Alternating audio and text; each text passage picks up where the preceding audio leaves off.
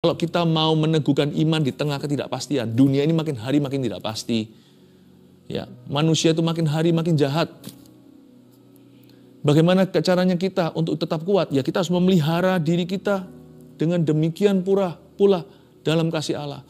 Kata demikian dalam kasih Allah itu berarti lawan arus. Kita harus terus memupuk diri.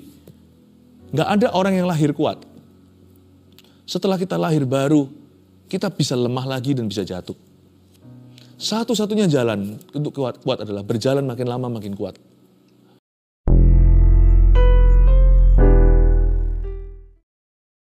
Hati kami letakkan di mezbamu, kita tidak ambil lagi Tuhan. Kami letakkan di situ, kami tidak akan mengotak-atiknya. Hingga Engkau beracara dengan setiap kami. Tuhan, aku undang hadirat-Mu dan kuasa firman-Mu. Sembunyikan hamba di balik salib-Mu dalam nama Yesus Kristus Tuhan kita.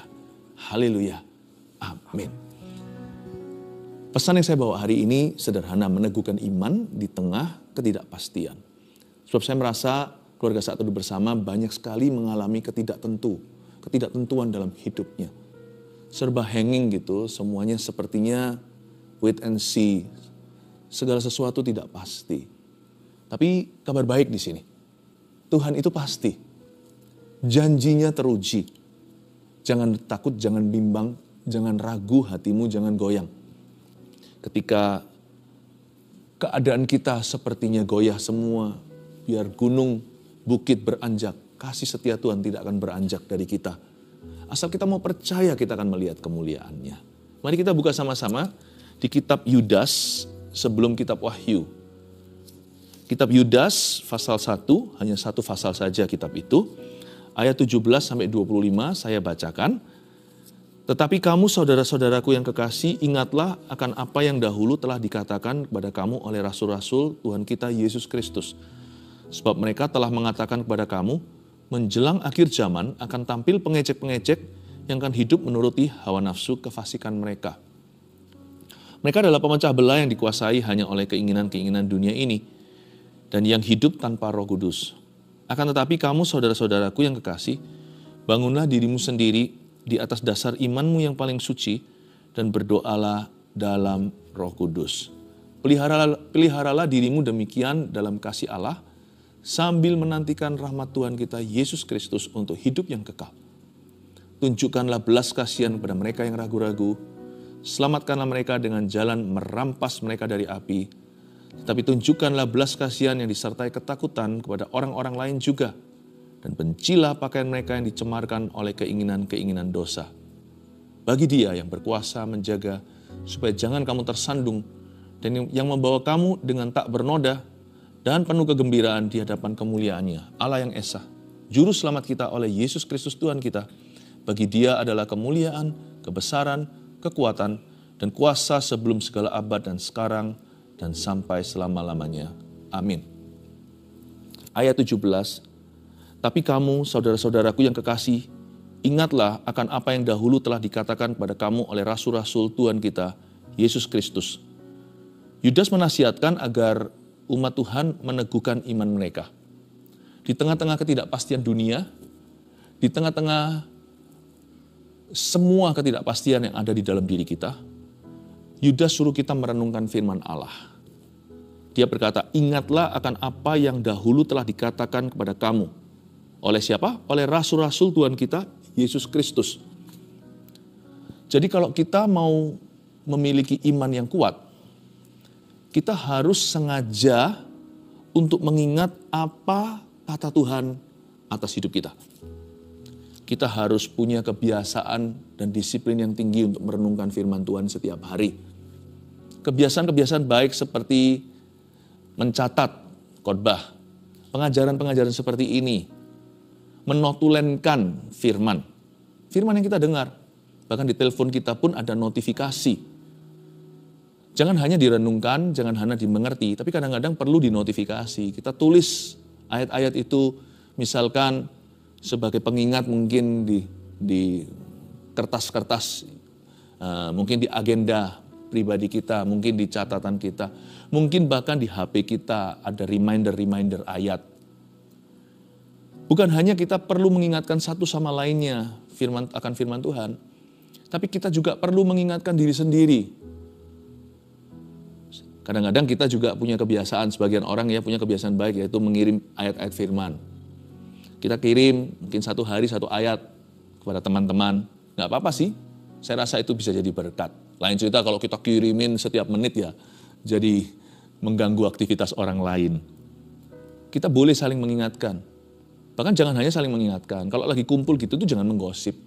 Kalau kita kumpul sama saudara seiman, mungkin kita bisa bahas. Kemarin Rasul Tuhan kita Yesus Kristus ngajar apa? Kalau zaman dulu Rasul. Karena para Rasul Yesus Kristus waktu itu adalah gembala-gembala sidang mereka.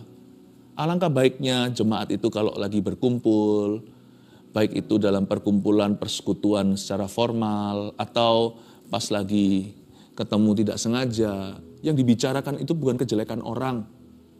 Bolehlah bicara tentang berita terkini, tapi berita terkini itu nggak boleh mendominasi seluruh pembicaraan. Pembicaraan kita itu harus diisi dengan banyak firman. Ingat nggak kemarin pastor ngajar apa? Masih ingat nggak kemarin hari Minggu khotbahnya apa? Nggak apa-apa loh itu.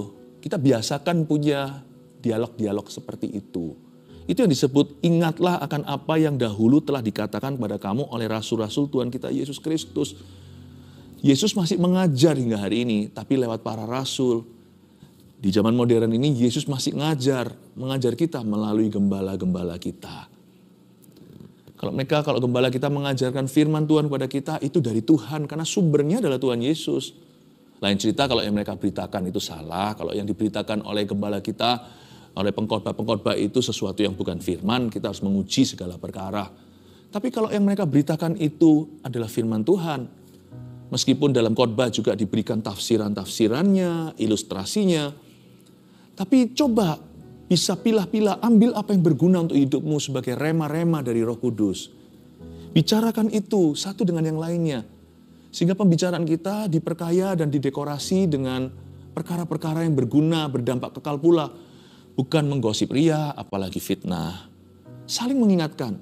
Kita juga perlu mengingatkan diri sendiri.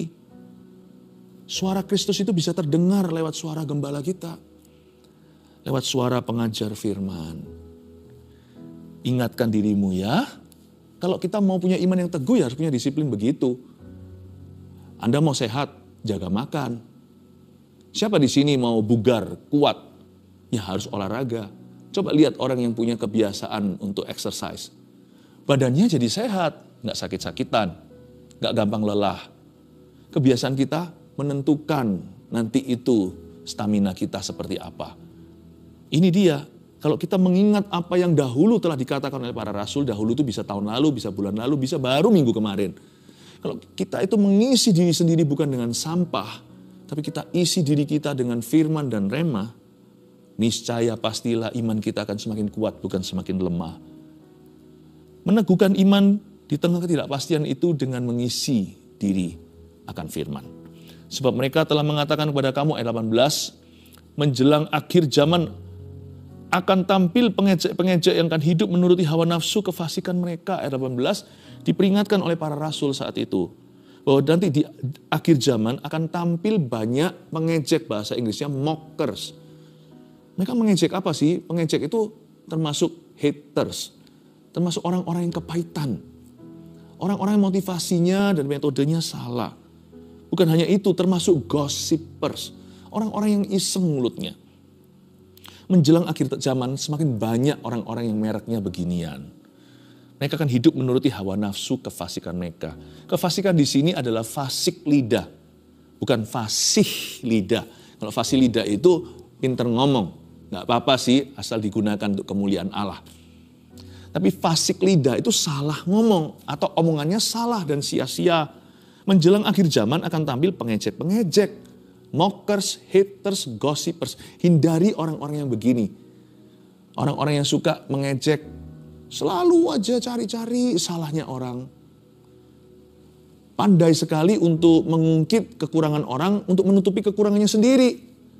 Ini yang disebut dengan character murder atau pembunuhan karakter.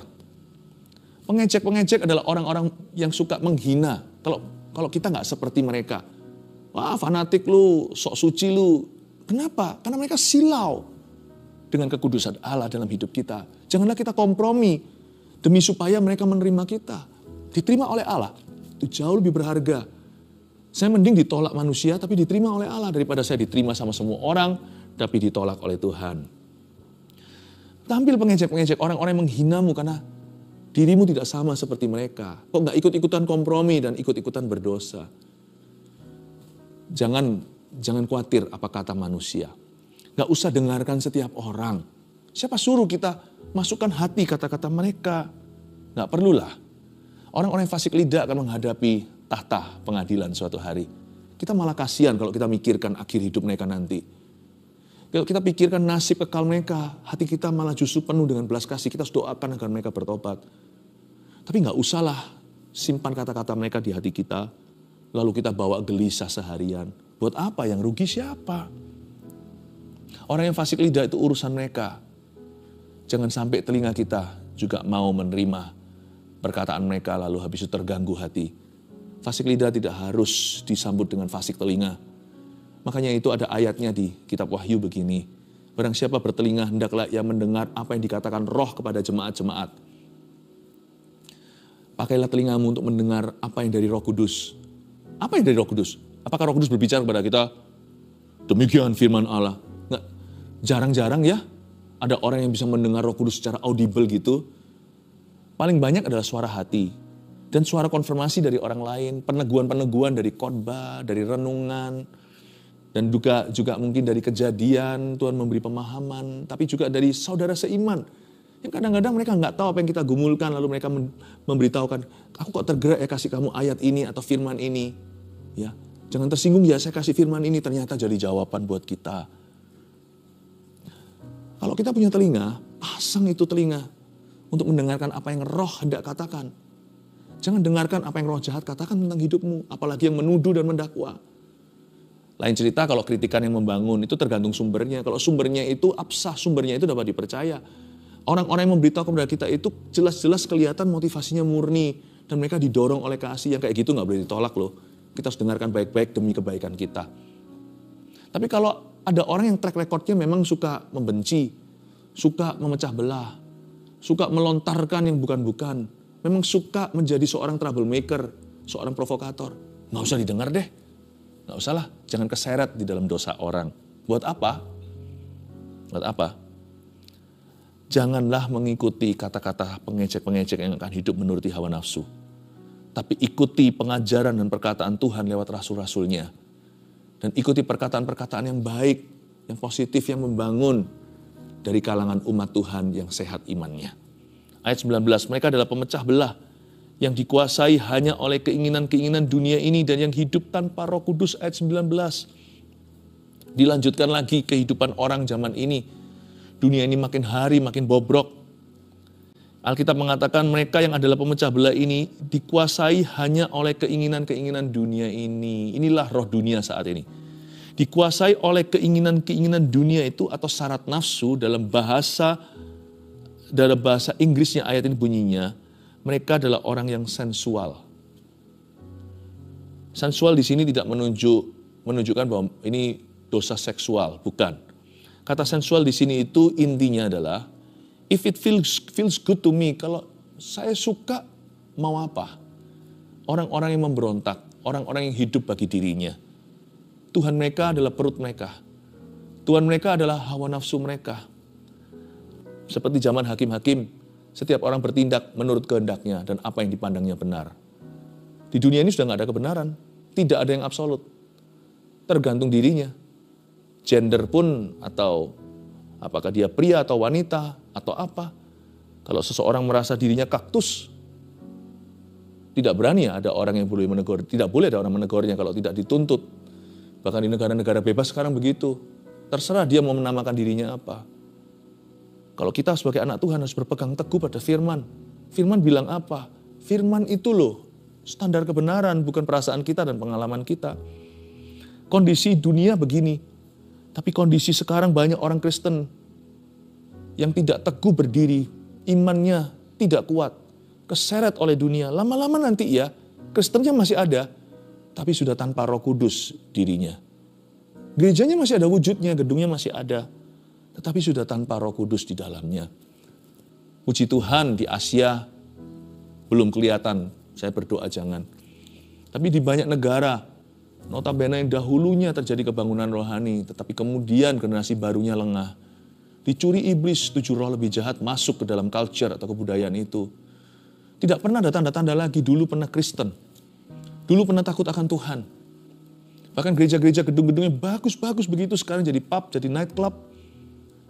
Sedih kadang-kadang kalau saya melihat itu dalam berita dan diberitahu teman, bahkan pernah sekali 2 kali waktu saya bepergian ke luar negeri. Kebetulan waktu pelayanan pun melewati gereja seperti itu, saya menangis di hati saya dan berkata, kok bisa begini ya? Semua dimulai suatu hari dulu mereka meninggalkan Roh Kudus. Roh Kudus itu roh kebenaran, teguhkan iman. Jangan tinggalkan Roh Kudus. Jangan mengandalkan hikmat manusia, sebab hikmat itu akan luntur. Tapi kebenaran dari Roh Kudus itulah yang akan berperang bagi kita. Ayat yang ke-20. Akan tetapi kamu saudara-saudaraku yang kekasih, bangunlah dirimu sendiri di atas dasar imanmu yang paling suci, dan berdoalah dalam Roh Kudus. Ayat 20 ini masuk dimensi Roh Kudus. Tapi sebelumnya coba saya tekankan, ayat 20 berkata, akan tetapi kamu saudara-saudaraku yang kekasih, kata Yudas, bangunlah dirimu sendiri di atas dasar imanmu yang paling suci. Bangunlah dirimu sendiri. You know, your spiritual growth is ultimately your responsibility. Atau pertumbuhan rohanimu pada akhirnya adalah tanggung jawabmu sendiri. Gereja, hamba-hamba Tuhan, rasul-rasul Yesus Kristus, gembala-gembala sidang, ya, kakak-kakak rohanimu, mereka hanya bisa menciptakan situasi kondisi yang kondusif agar Anda bertumbuh. Dan bom atom atau nuclear power, kuasa nuklirnya yang membuat seseorang itu terinspirasi untuk bertumbuh adalah teladan. Makanya itu pemimpin harus memimpin lewat teladan. Teladan itu menginspirasi orang. Tapi sekalipun sudah diteladani pun nggak tentu loh orang itu akan bertumbuh. Coba perhatikan Yudas Iskariot. Kurang teladan apa? Kurang pengajaran apa? 3,5 tahun bersama dengan the best teacher, dengan guru terbesar. Dengan orang yang sempurna. Yesus Kristus namanya. Pengajarannya loh, dia ada di sana ketika Yesus memecah-mecah 5 roti dan 2 ikan. Lalu memberikan pengajaran, berbahagialah, berbahagialah, berbahagialah. Khotbah di bukit, dia di situ. Kurang apa? Mujizat kelihatan, teladan Yesus tanpa dosa. Dia melihat semuanya cara Yesus memperlakukan hingga anak kecil pula. Yesus memperlakukan orang miskin. Yesus memperlakukan orang kaya. Yesus memperlakukan semua orang. Dia melihat dengan teladan yang sempurna. Pengajarannya, wah, udah jangan ditanya. Pengajaran Yesus itu tiada duanya. Semua khotbah hari ini kan dari pengajaran Yesus. Kok bisa ya? Dia mengkhianati dan menjual Tuhan, lalu bunuh diri. Bangunlah dirimu sendiri, garis bawahi. Your spiritual growth, pertumbuhan rohanimu, adalah tanggung jawabmu sendiri pada akhirnya. Gereja, hamba Tuhan semuanya hanya bisa menciptakan keadaan sekelilingnya agar Anda bisa bertumbuh tak diganggu. Pilihlah untuk bertumbuh, jangan stagnan. Pilihlah untuk maju, jangan mundur. Dan lalu setelah itu dikatakan, dan berdoalah dalam Roh Kudus. Berdoalah dalam Roh Kudus itu caranya gimana? Semua doa dalam nama Yesus ya pasti ada Roh Kudus. Tapi berdoalah dalam Roh Kudus di sini juga bisa mengandung arti yang lebih dalam. Ada sebuah jenis komunikasi yang jauh lebih dalam daripada komunikasi yang average rata-rata atau biasa. Tuhan, terima kasih untuk hari ini dalam nama Yesus, amin. Oke, bagus itu, dan itu hati ke hati. Tapi kan kita tidak menjamah, tidak mengcover perkara-perkara yang begitu mendalam, sampai-sampai di dalam batinnya sanubari kita itu, perkara-perkara yang kita bahkan susah untuk utarakan. Sebagian perkara-perkara yang kita mau bicarakan itu masih rahasia, atau kita belum bisa menaruh perasaan kita dalam kata-kata. Makanya itu berdoa dalam Roh Kudus itu juga termasuk berdoa dalam bahasa roh. Ada dimensi itu dalam ayat ini. Karena Yudas termasuk orang-orang yang menanti-nantikan Roh Kudus. Yudas ini kan adiknya Tuhan Yesus Kristus dari pernikahan Maria dan Yusuf. Kalau Anda baca di Kisah Para Rasul pasal awal, Yudas, Yakobus, penulis surat Yakobus di Alkitab di Perjanjian Baru ini juga, dan saudara-saudaranya yang lain, Yoses dan yang lain, dan Simon, mereka berkumpul sama-sama dengan Maria, termasuk di 120 orang yang nanti menerima lidah-lidah api. Jadi Yudas tahu kuasa Pentakosta. Yudas tahu gunanya berbahasa lidah dan berdoa dalam Roh Kudus. Berdoalah dalam Roh Kudus, berdoalah dalam bahasa roh pula. Kalau Anda belum bisa, belum punya karunia ini, kita berdoa ya hari ini supaya Anda dipenuhi. Ayat 21. Peliharalah dirimu demikian dalam kasih Allah sambil menantikan rahmat Tuhan kita Yesus Kristus untuk hidup yang kekal. Kata peliharalah dirimu demikian dalam kasih Allah, itu ada constant effort atau ada usaha yang berkesinambungan. Satu kata, komitmen. Kalau kita mau meneguhkan iman di tengah ketidakpastian, dunia ini makin hari makin tidak pasti. Ya, manusia itu makin hari makin jahat. Bagaimana caranya kita untuk tetap kuat? Ya kita harus memelihara diri kita dengan demikian pula dalam kasih Allah. Kata demikian dalam kasih Allah itu berarti lawan arus. Kita harus terus memupuk diri. Gak ada orang yang lahir kuat. Setelah kita lahir baru, kita bisa lemah lagi dan bisa jatuh. Satu-satunya jalan untuk kuat adalah berjalan makin lama makin kuat. Hendak menghadap Allah di Sion, pemazmur katakan. Kalau kita mau teguh, ya harus meneguhkan diri seperti Daud ketika di Siklak. Bahkan orang-orangnya sendiri pun mau merajami.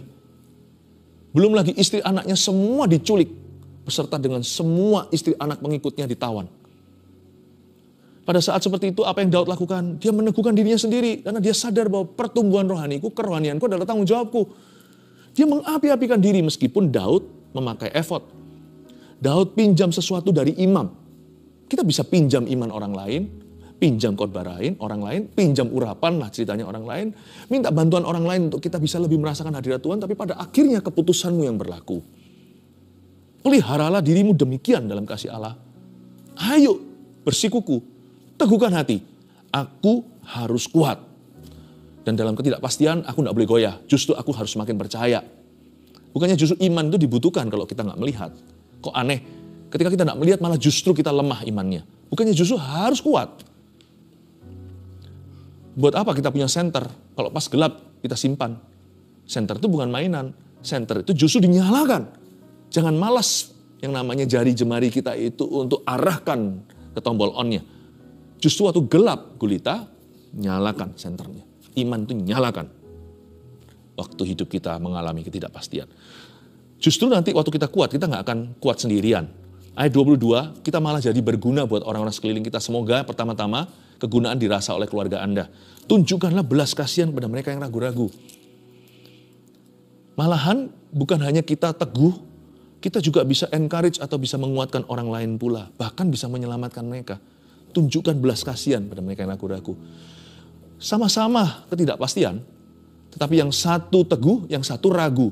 Biar yang teguh, kuatkan yang ragu. Tuhan mau Anda jadi lebih dari pemenang. Bukan hanya di tengah ketidakpastian Anda jadi kokoh, tapi Anda bisa menguatkan orang lain di sebelah Anda. Tunjukkan belas kasihan kepada mereka yang ragu-ragu. Selamatkanlah mereka dengan jalan merampas mereka dari api. Bahkan bisa kita tuntun orang lain dari jalan yang salah. Kita benarkan cara berpikir mereka. Tuhan berkehendak, Tuhan rindu kita jadi berkat bagi orang lain. Jangan jadi pasien.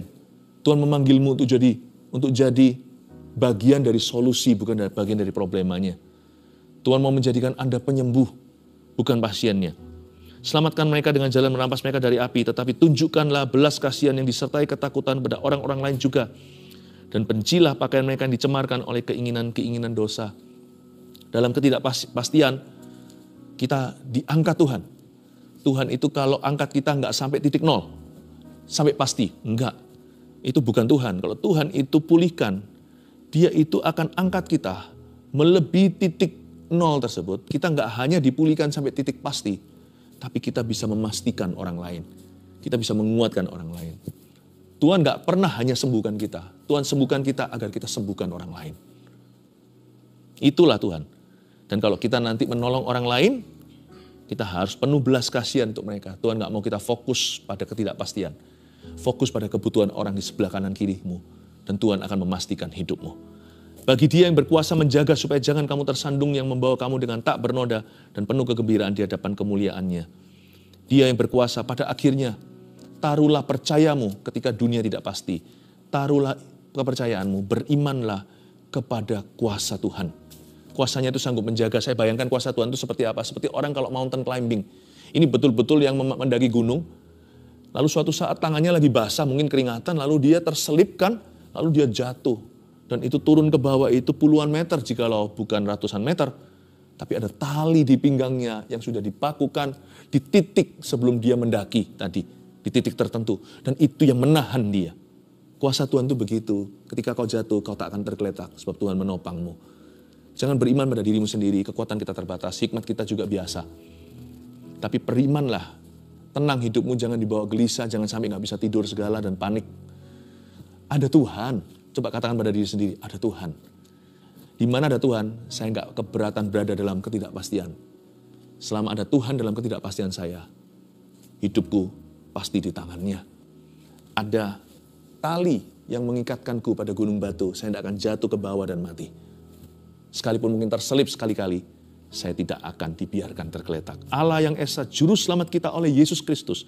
Tuhan kita, bagi Dia adalah kemuliaan, kebesaran, kekuatan, dan kuasa sebelum segala abad dan sekarang dan sampai selama-lamanya. Amin. Saya percaya sampai sekarang Tuhan punya gelar yang utama adalah Juru Selamat. Dia adalah tali tersebut yang saya katakan tadi. Dia tidak akan membiarkanmu jatuh ke bawah. Taruh percaya kepada Tuhan. 3 poin bagaimana meneguhkan iman di tengah ketidakpastian agar Anda menjadi manusia yang pasti. 1, ingat-ingat terus perkataan dan pengajaran Tuhan Yesus. 2, jangan dengarkan setiap orang dan sembarang orang. Buka telinga kepada sebagian orang, kalau Anda tahu bahwa itu sumber yang baik, sumber yang benar. Tutup telinga, mungkin kepada sebagian besar orang yang tidak perlu Anda dengarkan. 3, bangun komunikasi yang lebih dalam dengan Roh Kudus. Mari kita undang Roh Kudus untuk ambil alih hati kita yang gundah gulana. Biar Dia memberi kita damai sejahtera yang sempurna. Sekalipun serba tidak pasti, asal ada Tuhan, hidupmu pasti ada di dalam tangannya dan di dalam rencananya.